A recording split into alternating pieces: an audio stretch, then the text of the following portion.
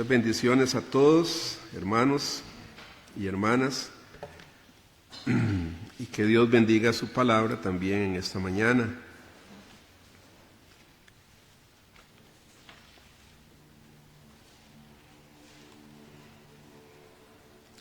Santiago capítulo 2, vamos a leer de los versículos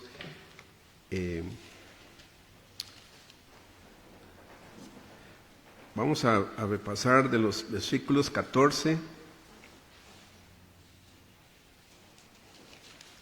al 24.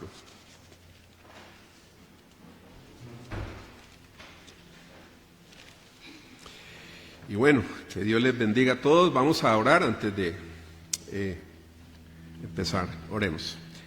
Señor, te damos muchas gracias, te alabamos y te bendecimos por esta mañana tan hermosa que nos has dado. Tu creación siempre es preciosa y nos habla de ese gran Dios que tenemos.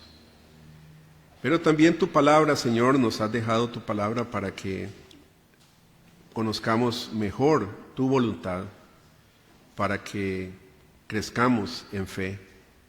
Ayúdanos a estar atentos en esta mañana, Señor, a lo que usted quiere hablarnos a nuestros corazones en este día. Te damos gracias, pedimos tu bendición sobre la predicación de hoy. En el nombre de Jesús. Amén. Amén. Santiago 2, 14 al 23 dice así: Hermanos míos, ¿de qué aprovechará si alguno dice que tiene fe y no tiene obras? ¿Podrá la fe salvarle? Y si un hermano o una hermana están desnudos y tienen necesidad del mantenimiento de cada día, y alguno de vosotros les dice, id en paz, calentados y saciados, pero no le dais las cosas que son necesarias para el cuerpo, ¿de qué aprovecha? Así también la fe, si no tiene obras, es muerta en sí misma. Pero alguno dirá, tú tienes fe y yo tengo obras, muéstrame tu fe sin tus obras, y yo te mostraré mi fe por mis obras. ¿Tú crees que Dios es uno? Bien haces. También los demonios creen y tiemblan, mas ¿quieres saber, hombre vano, que la fe sin obras es muerta? ¿No fue justificado por las obras Abraham, nuestro padre, cuando ofreció a su hijo Isaac sobre el altar? ¿No ves que la fe actuó juntamente con sus obras y que la fe se perfeccionó por las obras? Y se cumplió la escritura que dice, Abraham creyó a Dios y le fue contado por justicia y fue llamado amigo de Dios. Vosotros veis pues que el hombre es justificado por las obras y no solamente por la fe. Asimismo también Rahab, la ramera, no fue justificada por obras cuando recibió a los mensajeros y los envió por otro camino, porque como el cuerpo sin espíritu está muerto, así también la fe sin obras está muerta. Que Dios bendiga su palabra en esta mañana, hermanos. Como dije, vamos a continuar examinando este libro, y estamos en el tema de la fe. A la luz de la epístola de Santiago, la fe. ¿Qué es la fe?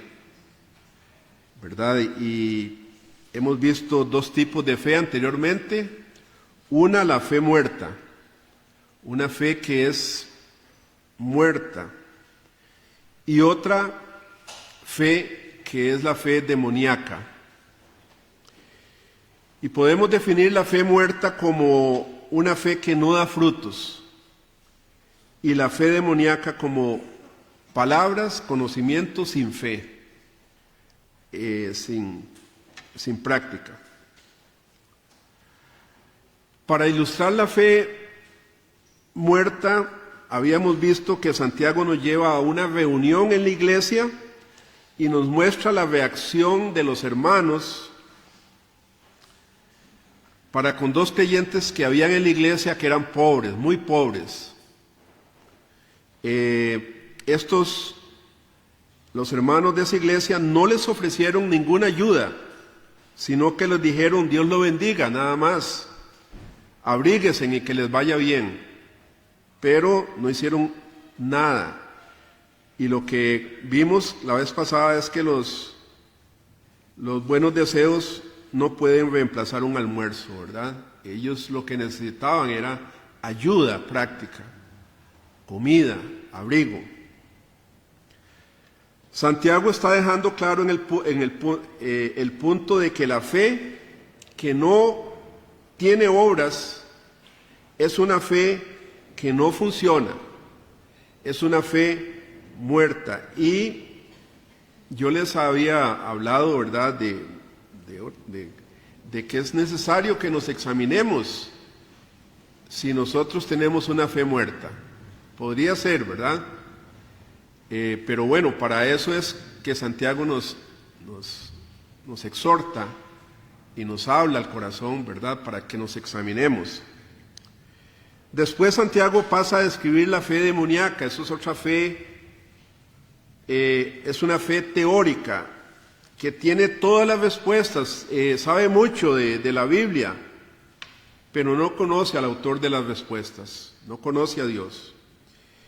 Y Santiago le dice a los que tienen esta fe diabólica que el diablo y sus demonios saben muy bien la teología correcta, saben mucho, ¿verdad? Habíamos visto esto. Y también nos dice que los demonios tienen fe, que no hay demonios ateos o agnósticos. Los demonios conocen a Dios y creen que hay un Dios. Un demonio nunca se pregunta si la Biblia está diciendo la verdad. Ellos han visto cómo las profecías se han cumplido en el tiempo a través de los siglos. Y ellos saben que las últimas profecías en Apocalipsis también se van a cumplir y ellos van a ser arrojados junto con sus seguidores al lago de fuego. Y lo que Santiago aquí está diciendo, hermanos, es que no es suficiente un conocimiento de la verdad. Usted puede conocer toda la verdad, pero no es suficiente. Uno debe aceptar la verdad de manera personal. Yo creo, Señor, yo creo en ti, yo soy tuyo. Una cosa es reconocer la existencia de Jesucristo y otra es aceptarlo como el Señor y Salvador de nuestras vidas. Y cuando digo Señor, no es aquella palabra, aquel lema o aquella palabra vacía, Señor, ay Señor, Señor, ay Señor, por todos lados. Es Señor, usted es mi Señor y yo quiero obedecerle. Y yo quiero rendir mi vida a ti, ¿verdad? Esa es una entrega a Jesucristo. Y esto es lo que hace, hermanos, la diferencia entre la vida y la muerte eterna. Y esta diferencia a la que se refiere Jesús cuando dijo en Mateo 7:21, no todo el que me dice Señor, Señor, entrará al reino de los cielos, sino ¿quién es? El que hace la voluntad de mi Padre, ¿verdad? Y hermanos, este tema de la fe es muy común, y esto que estamos hablando es muy común, no solo en esta iglesia en Tepeyac, sino en toda la iglesia mundial, ¿verdad? Yo tengo fe, yo creo en Jesucristo, pero ¿qué más? Hermanos, es necesario entonces examinarnos, como dice el apóstol Pablo, sinceramente delante de Dios todos los días. Señor, examina mi corazón, examíname y pruébame. Y debemos hacerlo con humildad ante Dios, hacernos preguntas. ¿Tengo yo fe verdadera? ¿Es una fe verdadera o una fe muerta la que yo tengo, la que yo estoy viviendo? ¿Son solo palabras vacías lo que yo hablo y lo que yo digo? ¿Tengo una fe demoníaca? O sea, que aquella fe que reconoce solo la verdad pero no la vive personalmente. Son preguntas muy necesarias que nos hagamos constantemente, día con día. Esta mañana vamos a hablar de la fe dinámica, la fe genuina, la fe verdadera. Esta fe, la fe genuina afecta la mente, toda nuestra mente y nuestras emociones. Pero más importante aún, esta fe afecta la voluntad. Nos pone en movimiento, ¿verdad? No solamente se queda aquí y aquí, ¿verdad? En mis sentimientos, sino que también en mis pies, ¿verdad? En mis manos. Esa fe actúa, la fe dinámica, la fe verdadera. Y como vamos a ver, la fe genuina va más allá, hermanos, de admitir y reconocer, y pasa a aceptar. No solo admito y reconozco, sino que acepto. Santiago dice que la fe genuina, hermanos, va a verse luego en acción. Una fe genuina no es pasiva. Y como hemos notado, hermanos, a Santiago le gusta dar ilustraciones, le gusta dar ejemplos en sus enseñanzas. Él ya nos ha dado ilustraciones para cada tipo de fe. Ahora nos va a ilustrar lo que es la fe dinámica con la vida de alguien que los judíos iban a reconocer de inmediato. La vida de Abraham, el patriarca Abraham. En el versículo 21 leemos: ¿no fue justificado por las obras Abraham nuestro padre, cuando ofreció a su hijo Isaac sobre el altar? ¿No es que la fe actuó juntamente con sus obras y que la fe se perfeccionó por las obras? Y se cumplió la escritura que dice: Abraham creyó a Dios y le fue contado por justicia, y fue llamado amigo de Dios. Vosotros veis pues que el hombre es justificado por las obras y no solamente por la fe. ¿Cómo le suena eso? Vuelvo a leer. Vosotros veis pues que el hombre es justificado por las obras y no solamente por la fe. Eso no nos suena, ¿verdad? Los reformados. No nos suena mucho. Pero hermanos, esta fue la porción de la epístola de Santiago que más irritó o más molestó a Martín Lutero. Por eso Martín Lutero no reconoció inicialmente el libro de Santiago como un libro inspirado. Él estaba tan opuesto al dogma católico de la salvación por obras, y era un defensor tan grande de la salvación por gracia, por medio de la fe, que al leer este versículo no se dio cuenta de lo que Santiago estaba tratando de decir. De manera que desechó la epístola por completo. Él rechazó la epístola de Santiago. No, ese no es un libro de Dios, dice. Pero si examinamos bien estas palabras, hermanos, queda claro que Santiago no está haciendo o no está hablando de ganarse la salvación por obras. No está diciendo eso, al examinarlo bien, y lo vamos a hacer. Por ejemplo, en el versículo 23 leemos: y se cumplió la escritura que dice: Abraham creyó a Dios y le fue contado por justicia. Esta es una cita de Génesis 15, versículo 6. Cuando Abraham creyó, y se dice esta frase en Génesis 15, 6. El apóstol Pablo va a usar esta misma cita para demostrar que la justificación es por fe sin obras. En Romanos capítulo 4, ustedes han leído ese versículo, y Pablo está demostrando que, con este versículo está demostrando que la fe, la justificación es por fe sin obras. Pero Santiago aquí usa este versículo en Génesis 15 para demostrar que la justificación no es solo por fe. ¿Quién tiene la razón entonces? Y ahí es donde hay una controversia, ¿verdad?, entre Pablo y Santiago, y todo el mundo se confunde. ¿Quién tiene la razón? ¿Es por fe ¿Es solo por fe o fe más obras? ¿Cuál es? ¿Quién tiene razón, Pablo o Santiago? Y la verdad es que los dos están en lo cierto. Los dos están diciendo la verdad. Lo que pasa es que ellos están viendo la vida de Abraham desde dos perspectivas diferentes. Y debemos recordar que ante los ojos de Dios, hermanos, hay una justificación, y esa es solo por fe. Ante los ojos de Dios, Dios ve nuestro corazón, examina nuestro corazón, ve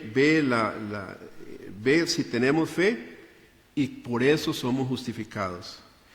Pero también hay una justificación, y yo lo dije la vez pasada, ante los ojos de los hombres, y esta es por las obras.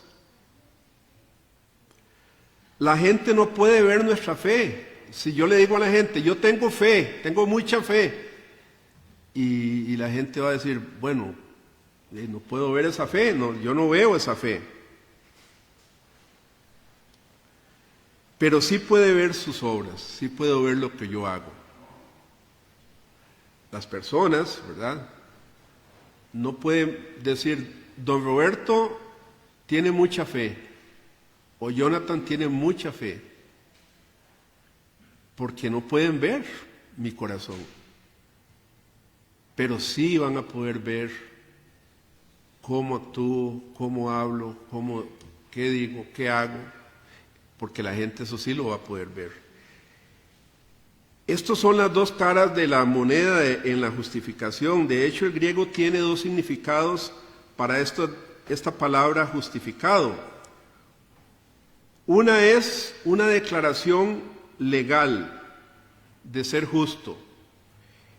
Este es el sentido que la palabra usó Pablo con más frecuencia, esta palabra del sentido legal de la palabra. Eso es lo que hacía Pablo. En Romanos 3:24 dice, siendo justificados gratuitamente por su gracia, vea qué clarito lo dice Pablo aquí, en Romanos 3:24, siendo justificados gratuitamente por su gracia, y no hay duda ahí, mediante la redención que es en Cristo Jesús. No hay duda que Pablo está diciendo, ustedes han sido salvos, justificados, solo por la gracia de Dios, gratuitamente. No hay nada más que hacer. Y en Romanos 5:1 dice, justificados pues por la fe, tenemos paz para con Dios por medio de nuestro Señor Jesucristo. Justificados porque por la fe tenemos paz para con Dios, por medio de Cristo. Y esta es la declaración legal y forense por la cual el creyente es declarado justo ante Dios. En el momento que cree, el creyente es declarado justo, justificados por la fe. El creyente literalmente es absuelto por el juez, por nuestro juez divino, el juez del universo. Declarado justo por medio de la fe. Cuando usted cree, usted es declarado justo. Esta es una cara de la justificación. Eso es en la corte de Dios. Pero hay otra cara de la justificación, que es lo que Santiago enfatiza, y es una comprobación delante de las personas. Esta es la justificación en la corte de la opinión pública. En la corte de Dios, la justificación toma lugar en el momento en que usted cree. En la corte de la opinión pública toma lugar en todo momento, porque la gente lo está viendo a usted en todo tiempo. Sus hijos lo están viendo a usted, sus nietos lo están viendo a usted, todo el mundo lo está viendo a usted, desde que usted se levanta hasta que se acuesta. Y esa es la fe que vivimos diariamente, que con solo caminar, con solo hablar, la gente reconoce o no reconoce su fe. A veces tenemos éxito en nuestra vida cristiana, demostramos que tenemos una fe viva y a veces fracasamos. ¿Cuántos piensan que sí, verdad? A veces estamos muy animados y hacemos buenas obras y nuestro carácter es lindísimo y nuestras palabras y simpatiquísimos y todo eso. Otras veces, de ahí el que nos ve nos dice, ¿verdad? ¿Será cristiano ese hombre, esa mujer? A veces tendremos éxito y a veces fracasamos. Entonces, dependiendo de la cara de la moneda que se esté hablando, uno puede estar promoviendo la importancia de la fe, la justificación ante Dios, o la importancia de las obras. ¿Me explico, hermanos? Depende de cómo usted esté viviendo.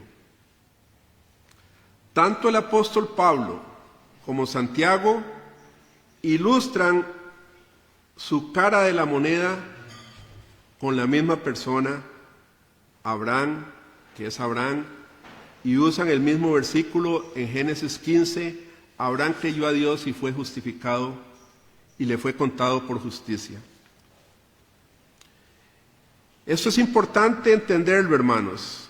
Mientras Pablo usa este versículo para probar que Abraham fue justificado antes de haber alguna obra hecha por él, el apóstol Santiago va a usar la vida de Abraham para probar que lo que él hizo por Dios probó que realmente Abraham le pertenecía a Dios. Son dos puntos de vista, ¿verdad?, que van a coger el mismo hombre, el mismo ejemplo, pero uno para demostrar que la fe es sin obras y otro va a demostrar que la fe es viva cuando tiene obras. Pablo hace énfasis en la raíz de la salvación, Santiago hace énfasis en el fruto de la salvación.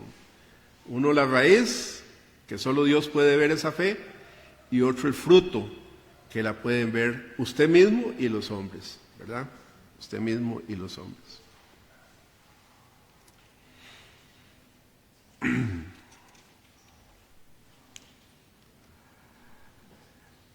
Es importante entender esto, hermanos. Dice el versículo 22, ¿no ves que la fe actuó juntamente con sus obras y que la fe se perfeccionó por las obras? Desde el punto de vista de Santiago. La fe estaba actuando a través de las obras. Y Santiago dice que la fe de Abraham fue perfeccionada.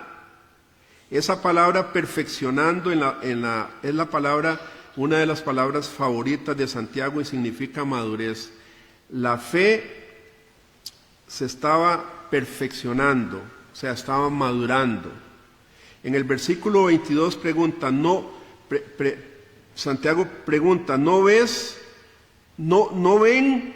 Vean a Abraham, dice, véanlo, vean el ejemplo de Abraham. ¿Pudo acaso Abraham ofrecido a Isaac sin haber madurado en su fe? En otras palabras, cuando Abraham, hermanos, ofreció a su hijo en sacrificio en Génesis 22, todos pudieron ver que él había madurado en su fe. Y es que así es, ¿verdad? La fe iba en un proceso en la vida de Abraham y en la vida suya y en la mía. Vamos madurando cada día. El que empezó la buena obra en nosotros la irá perfeccionando. Hermanos, este fue probablemente el acto de fe más grande que un ser humano ha tenido que demostrar. Entregar a su propio hijo, ¿verdad? Yo creo que no hay otro sacrificio más grande que a usted le digan, vea, tome su hijo y sacrifíquelo, mátelo. ¿Quién hace eso? ¿Quién va a hacer eso, hermanos? Tiene que ser una fe demasiado grande. Pero antes de ver, vamos a ver un poco la vida de Abraham, levantando ese cuchillo para quitarle la vida a su hijo, creyendo que Dios lo resucitaría, porque Abraham, eso es lo que impulsaba. Yo sé que lo voy a hacer, pero yo sé que Dios lo va a resucitar, lo va a levantar, ¿verdad? Porque Él es el hijo de la promesa. O sea, Abraham sabía esas cosas. Aún así lo iba a sacrificar. Antes que Abraham subiera al monte con su hijo, antes de todo esto, examinemos el recorrido de la fe de Abraham, que es similar a la de todos nosotros, hermanos. En el libro de Hebreos, capítulo 11, ahí es donde podemos ver un poquito más la vida de Abraham, nos dice que Abraham demostró su fe por primera vez al dejar su hogar y su parentela en Génesis 12. Cuando Abraham fue llamado, le dijo Dios: Abraham, salga de aquí, coja ahí sus tilichillos y váyase. No sé, pongámonos nosotros en el ejemplo de Abraham hoy en día. Kevin tiene que dejar su parentela y tiene que irse para Nicaragua. Tiene que dejar todo, varón, su trabajo, todo, y debes ir a Nicaragua o a África. ¿Qué hace Kevin? O cualquiera de nosotros. Entonces, eso fue la primera demostración. Abraham dijo: nada más, ok, aquí es, vámonos. Y sigue a Dios sin saber hacia dónde iba.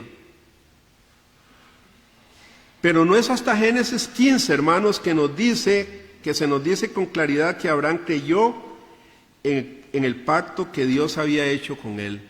De Génesis 12 a Génesis 15. Génesis 12 abandona su familia, todo, y no es hasta Génesis 15 que dice que Abraham creyó en el pacto que Dios había hecho con él. Y es en Génesis 15 que encontramos por primera vez la palabra creer en la Biblia, y fue aquí cuando él descansó completamente en la palabra de Dios y creyó. No se nos dice nada de si Abraham le creyó a Dios inmediatamente o si tuvo que pensar en esto, déjeme pensar un poquito, o si tuvo que orar un tiempo. No se nos dice nada. Pero sí se nos dice que Abraham le creyó a Dios por medio de la fe. En Hebreos 11, por eso es que estar leyendo Hebreos, Génesis, para conocer un poco la vida de Abraham, leemos uno, que Abraham dejó su hogar por la fe. 2, que vivió como peregrino y extranjero en la tierra por la fe. Y 3, que ofreció a Isaac como sacrificio por la fe. Bueno, iba a hacerlo, ¿eh? Ahora, hermanos, esto no significa que desde ese punto en adelante Abraham vivió una vida perfectamente piadosa. No, fue un periplo, un peregrinaje.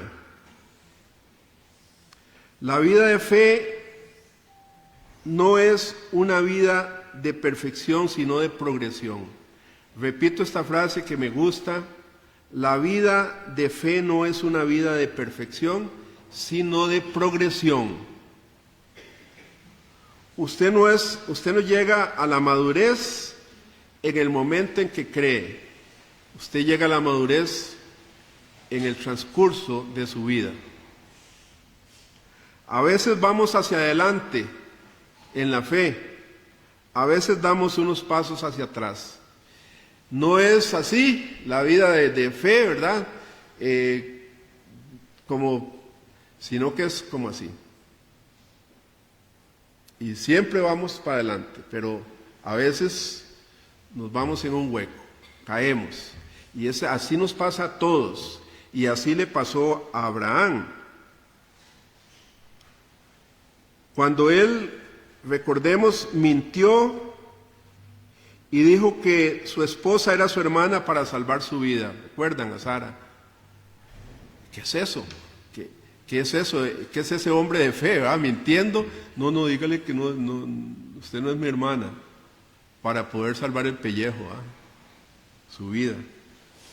Cuando Abraham mintió, él demostró una inmadurez espiritual.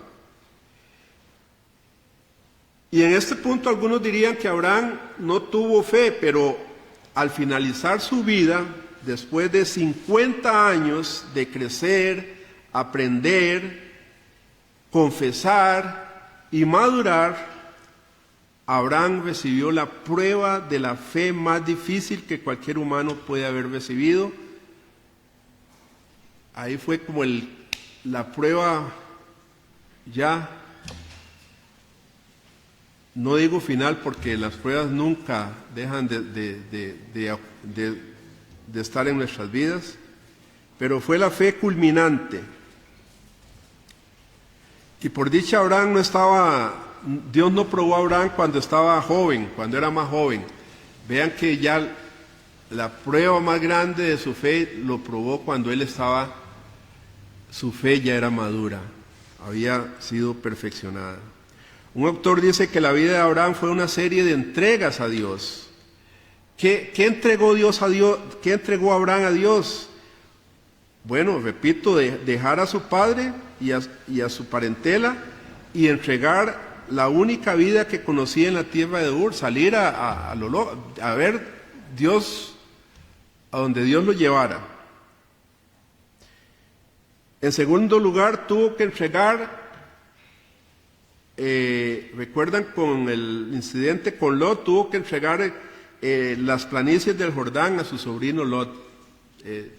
Escoja lo que usted quiera, Lot escogió. También tuvo que entregar a Agar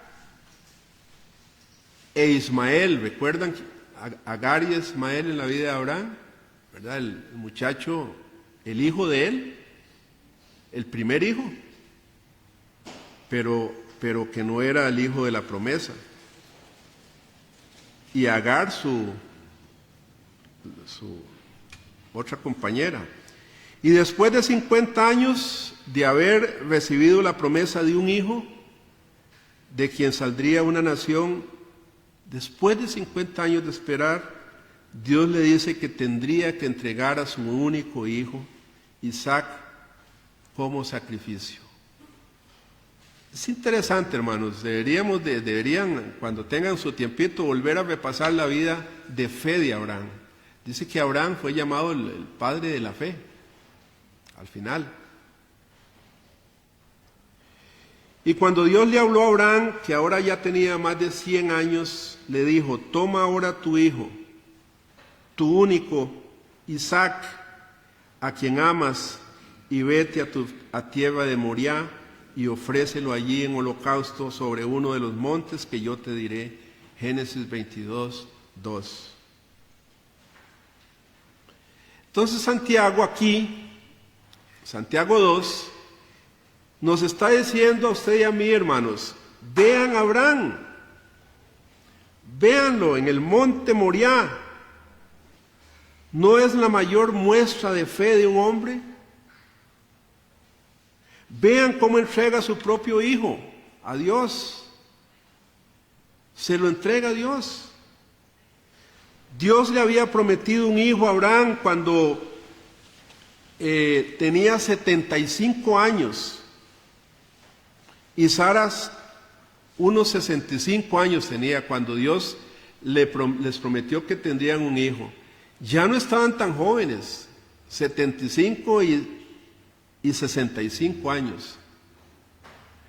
La expectativa de vida en ese tiempo eran unos 120 años más o menos, de modo que todavía existía una posibilidad de que tuvieran un hijo propio en esa época, ¿verdad? Podrían tener un hijo, podría ser, había una remota posibilidad porque la expectativa de vida era más alta.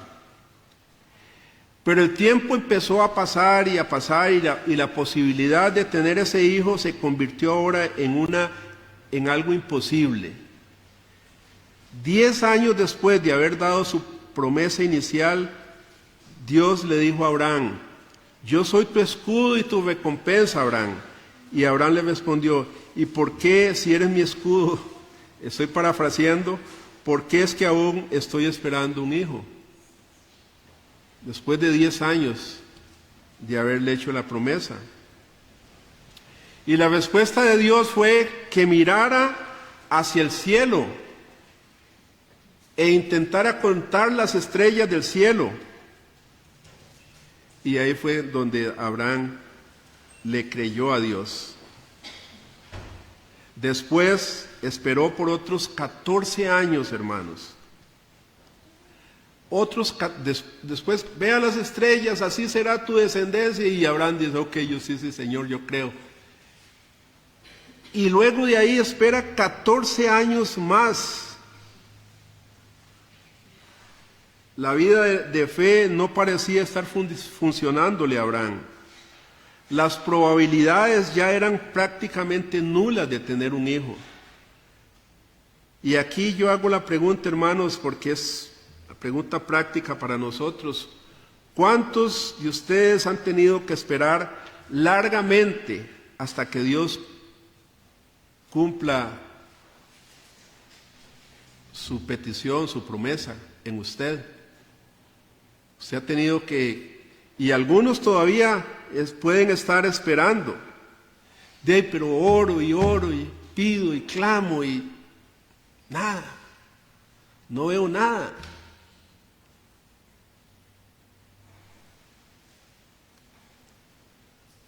Y es por lo que Abraham puso en práctica. Cuando uno espera así tanto tiempo, tiende uno a embarcarse. ¿Qué hizo Abraham en esa espera? Que desespera. De ahí él puso en práctica el plan B que tenía Sara y Abraham. Y fue el proyecto de Agar y su primogénito Ismael. Seguramente si Dios no nos da, hagamos el plan B, ¿verdad? Con Agar, cuéstese con Agar, y Agar quedó embarazada y tuvo a Ismael, y ahí está, ¿verdad? Seguro así es. Pero vemos que luego Dios rechazó como la simiente del pacto a Ismael. Ese no era, así no era. Y por esa, digamos que es como muy humano, ¿verdad? Uno dice: pero Dios no me oye, entonces vamos a hacer tal cosa, ¿verdad? Entonces voy a hacer esto.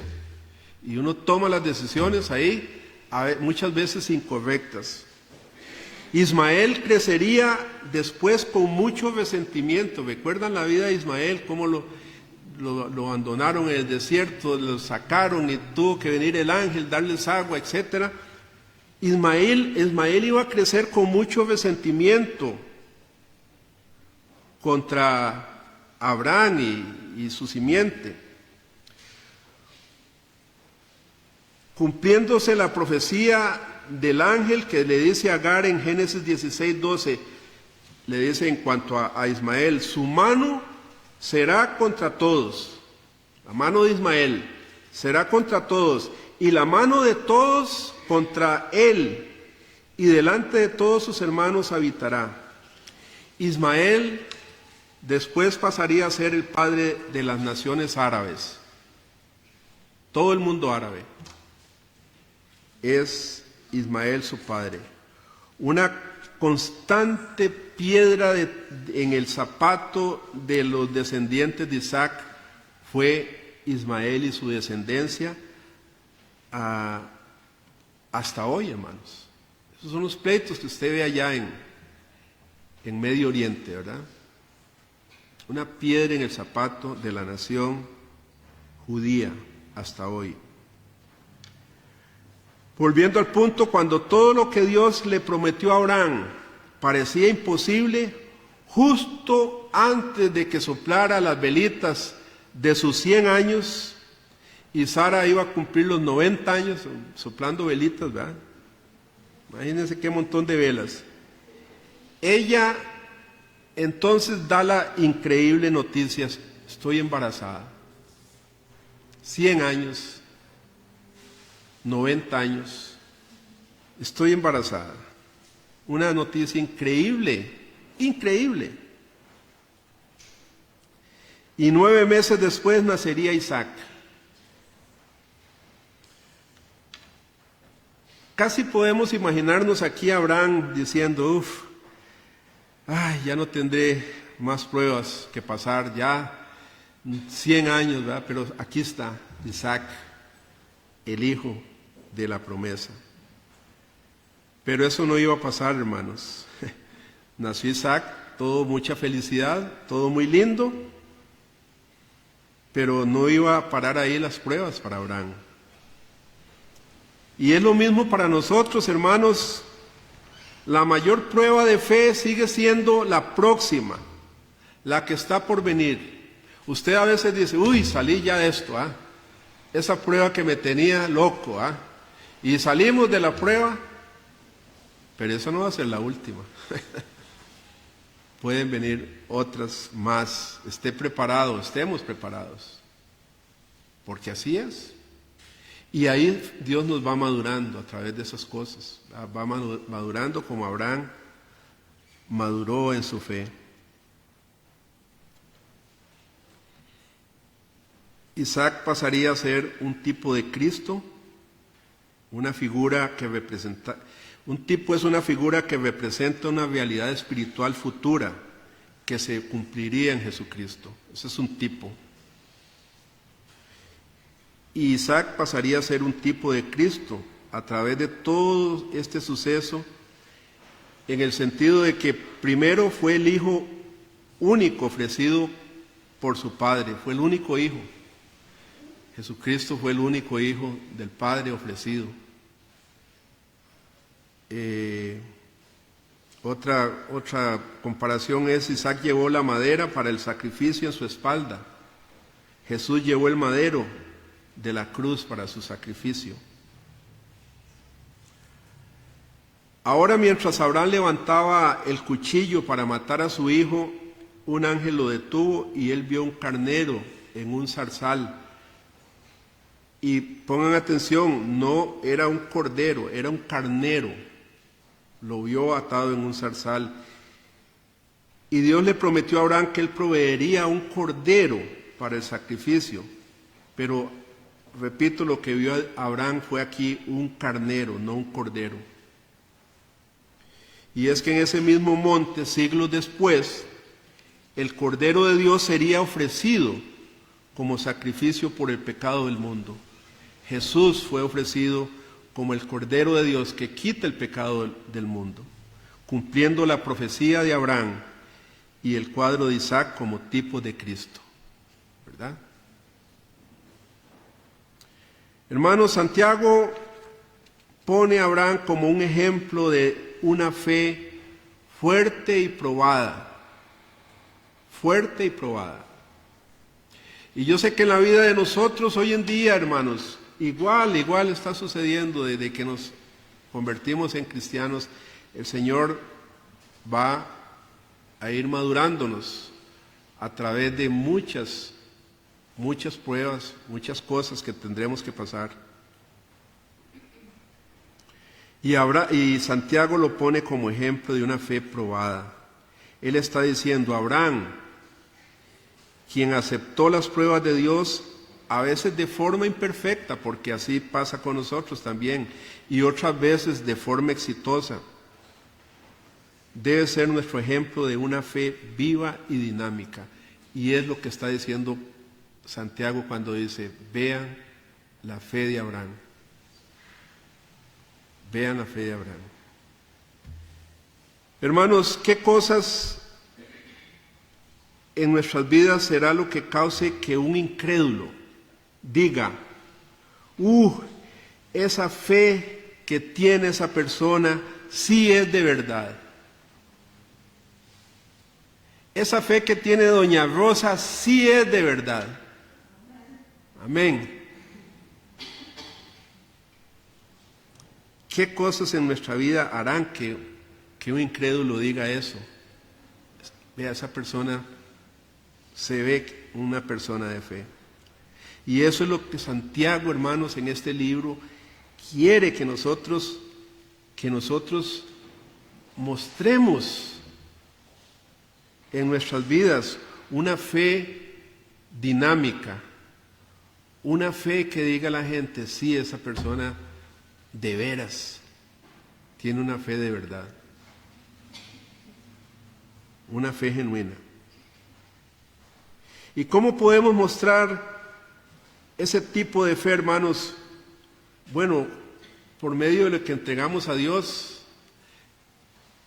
Abraham entrega un montón de cosas, deja a su padre, deja a su madre, deja su parentela, deja su tierra por seguir a Cristo, a Dios. Que entonces nosotros podemos hacer algunas entregas de cositas en nuestra vida. Por medio de lo que damos también. Podemos mostrar una fe genuina por medio de lo que entregamos, lo que damos. Por medio de cómo servimos a los demás. ¿Cómo sirve usted a su prójimo? ¿Cómo sirve a sus familiares? ¿Cómo sirve a sus compañeros de trabajo? Por medio de cómo practicamos lo que hablamos, ¿verdad? Mira, sí, yo soy cristiano, pero ok, ¿cómo lo estamos practicando? Por medio de cómo nuestras vidas se someten y confían en Dios en medio de las circunstancias más difíciles. No sé si ustedes han visto personas que pasan pruebas difíciles, situaciones difíciles, y usted los ve así parados, ¿verdad? Los ve fuertes en su fe. Para finalizar, hermanos, pensemos hoy en qué quiere Dios que le entreguemos. ¿Qué nos pide Dios esta mañana que pongamos en el altar, en el trono de Dios? Recuerdan que hemos visto que lo que debemos poner ahí en el trono de Dios es nuestro corazón, nuestra propia vida, que esté sentado en el trono de, ¿verdad? Que Dios sea el que esté centrado en el trono y nosotros le entreguemos nuestras vidas. ¿Qué es algo difícil, hermanos, para nosotros que Él nos pide que hagamos? ¿Qué quiere en esta mañana que usted, algo difícil en su vida de entregar? No sé, puede ser su carácter, puede ser su confianza en Dios. ¿Qué Él quiere que le entreguemos? ¿Qué quiere que hagamos con eso difícil? Y ante esas preguntas que yo acabo de hacer, una fe muerta diría, y sí, todo creyente debería entregar lo que sea que Dios le pida. Una fe muerta diría, sí, todo, hay que entregárselo todo a Dios, todo. Pero después no hace nada. Esa es una fe muerta. ¿Y cuántas veces decimos eso, verdad? Cuando oímos un sermón o... Sí, tienes mucha razón, ¿verdad? Qué bueno, qué buen sermón. ¿Y qué? ¿Y qué vamos a hacer ahora con ese sermón? Una fe demoníaca diría, todo lo que Santiago dice aquí en su palabra es cierto. Todo es cierto. Y yo sé eso. Pero nunca se va a entregar a Cristo completamente. Una fe demoníaca. Nunca se va a entregar. Como un demonio no lo haría tampoco. Pero la fe dinámica diría, y eso sería lo que Dios quiere que nosotros hagamos. Me voy a someter y me voy a entregar más a Cristo. Me voy a entregar totalmente a Cristo, no a medias. Voy a darle todo lo que me pida, todo lo que me pida. Qué difícil, ¿verdad? Decir eso. Voy a darle a Cristo todo lo que Él me pida. Deseo madurar en la fe y aunque a veces no pase las pruebas de forma perfecta, estoy totalmente dispuesto o dispuesta a hacer lo que Dios me diga. Eso es lo que diría una fe dinámica ante la palabra de Dios, ante la enseñanza de la palabra de Dios. Juan Calvino escribió estas palabras: la fe sola justifica, sola fide, solo fe. Solo fe justifica, dice Calvino, pero la fe que justifica nunca está sola. La fe que justifica nunca está sola. Es como un juego de palabras, ¿verdad? Solo la fe justifica, pero la fe que justifica no está sola. Está siempre acompañada, ¿por qué? Por buenas obras. Siempre va a ir acompañada. Santiago nos está diciendo esta mañana, hermanos, iglesia en Tepeyac, demuestren su fe. Demuestren que tiene fe. Expongan su fe, que todo el mundo la vea. Que todo el que vea la iglesia en Tepeyac vea que hay una fe dinámica, que se pueda ver en la corte de la opinión pública. Que las personas digan, esa iglesia, hay muchos hermanos ahí llenos de fe. ¿Por qué? Porque la han demostrado, la han exhibido. Porque la fe dinámica es la demostración de una fe genuina en la vida, hermanos.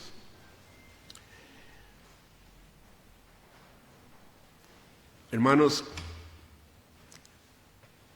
que Dios bendiga su santa palabra en nosotros en esta mañana. Amén. Oremos.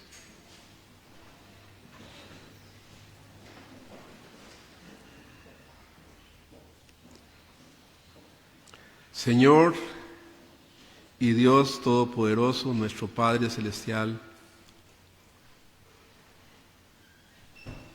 muchas gracias por tu palabra, muchas gracias porque nos has hablado profundamente a nuestro corazón, Señor, y debemos reaccionar bien, Señor, con una fe dinámica. Que tu Santo Espíritu, Señor, nos llene, nos ayude, nos transforme por tu palabra. Y si acaso, Señor, tenemos esos tipos de fe que no te agradan, fe muerta, la fe demoníaca, por favor ayúdanos, Señor. No queremos tener ese tipo de fe. No queremos seguir teniendo ese tipo de fe. Ayúdanos, Señor, a tener una fe fuerte, una fe madura. Yo sé que estás haciendo tu obra en nuestras vidas constantemente y nos estás madurando cada día por tu palabra y tu Espíritu Santo. Señor, muchas gracias. Ayúdanos a guardar esta palabra en nuestro corazón, en nuestra mente en este día. Te lo pedimos por Jesucristo nuestro Señor. Amén y amén.